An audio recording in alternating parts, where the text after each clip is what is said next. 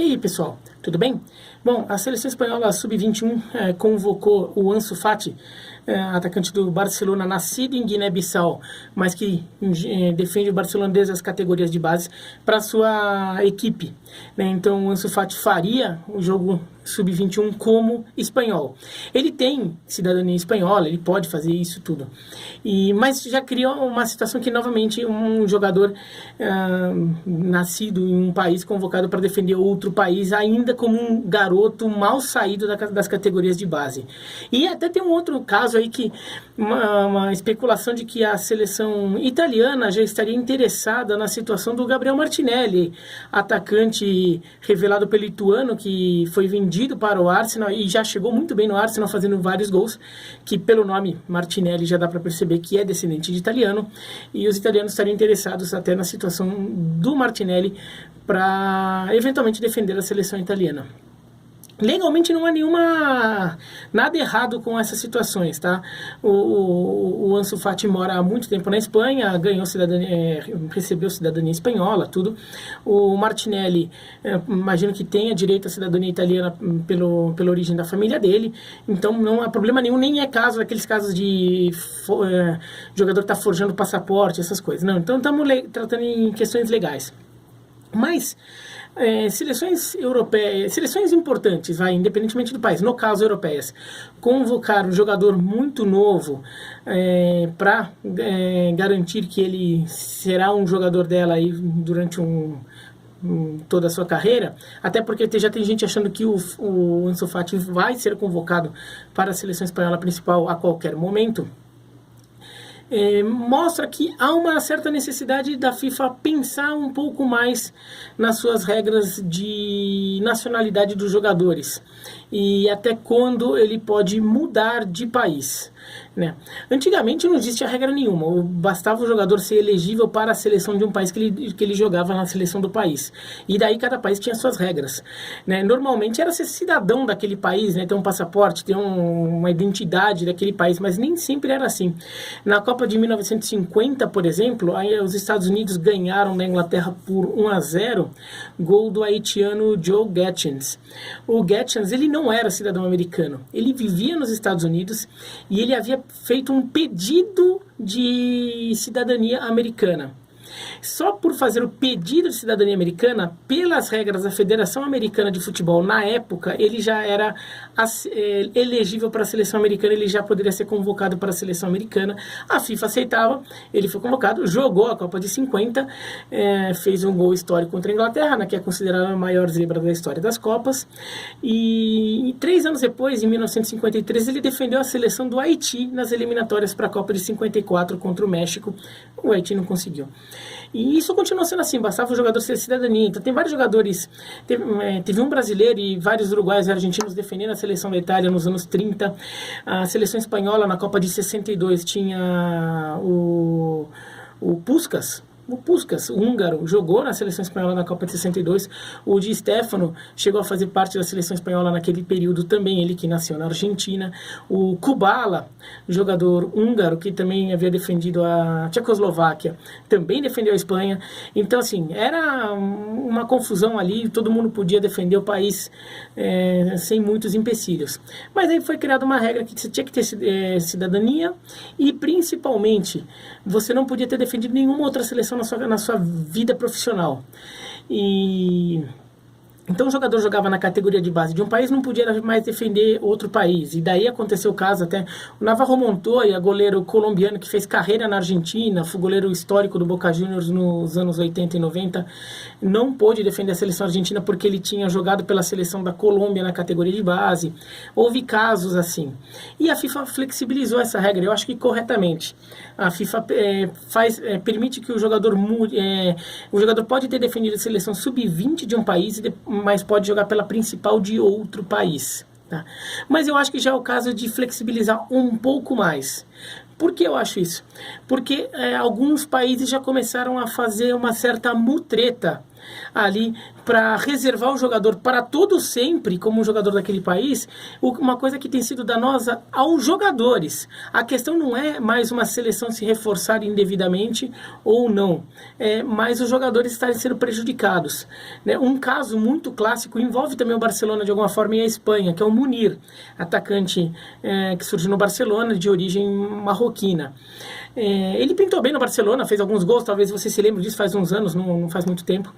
E a seleção espanhola foi a nova revelação do Barcelona. E aquelas coisas, todo mundo achava que qualquer jogador que saísse de La Masia ia virar o novo Messi, o novo Iniesta. E a seleção espanhola convocou o Munir, lá com 18, 19 anos, ele não tinha nem uma temporada inteira como profissional.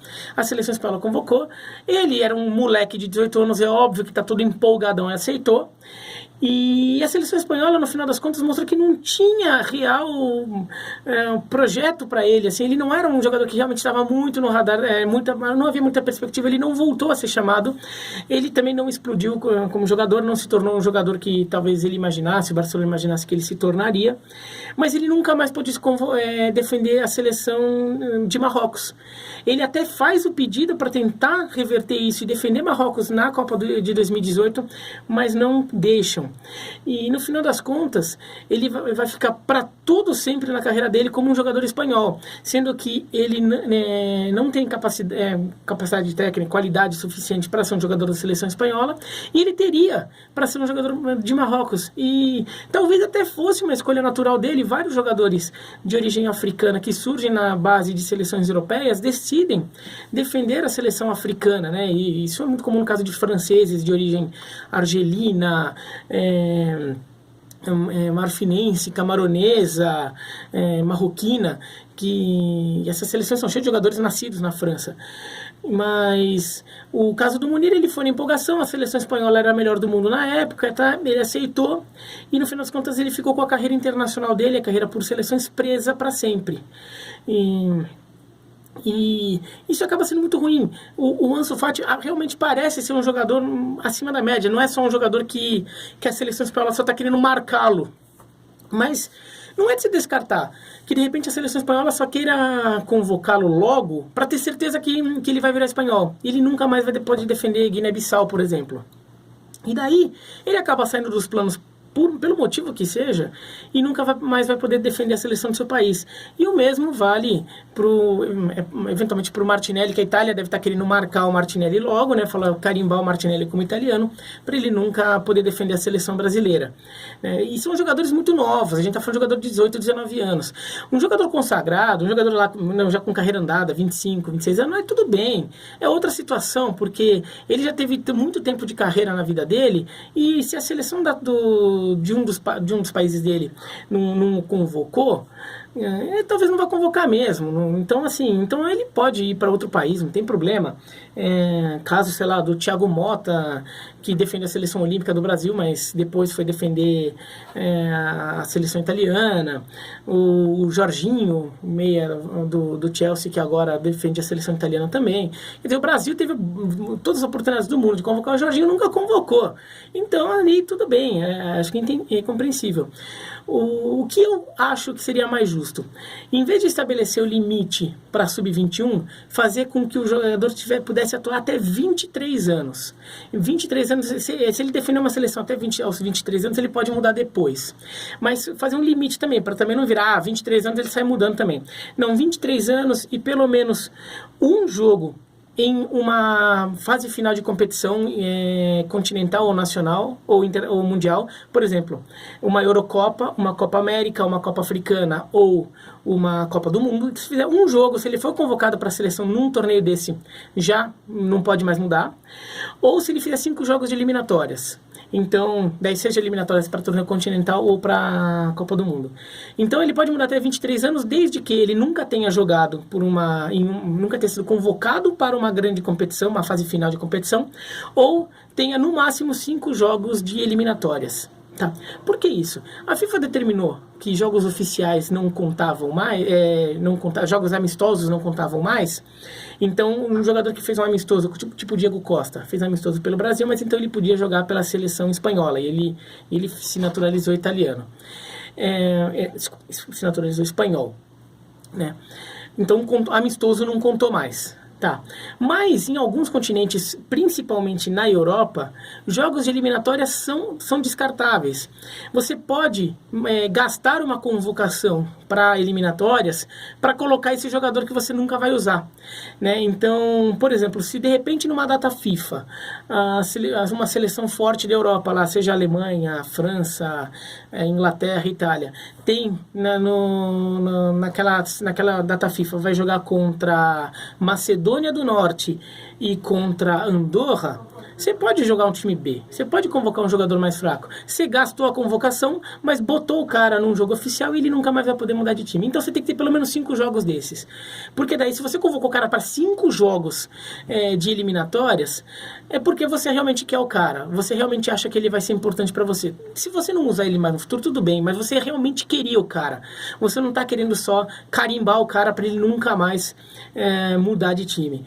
Acho que uma regra que parece razoável, se você convocar o sujeito para uma Copa América, para uma eliminatória, para uma Copa do Mundo, tudo, também é porque você quer o cara, né? Porque você está gastando uma convocação no torneio mais importante que você pode ter e porque você acha que ele realmente faz parte do seu elenco. Então, acho que isso é uma regra que a FIFA poderia considerar para ser mais justo com esses vários jogadores, que é uma coisa cada vez mais comum, um jogador nascido num país que de repente começa, mas que é filho de pais de outro país e ele tem dupla cidadania, né? E não é justo que os países que um país mais poderoso ou que pode gastar esse jogo oficial marque o cara. E eu tô usando até alegoria de marcar, assim, até no ponto de vista assim, que nem você marca um fazendeiro, marca o cara assim, marca pra esse aqui é meu, ninguém mais vai poder usar, nunca mais vai poder sair essa marca dele, né? Então,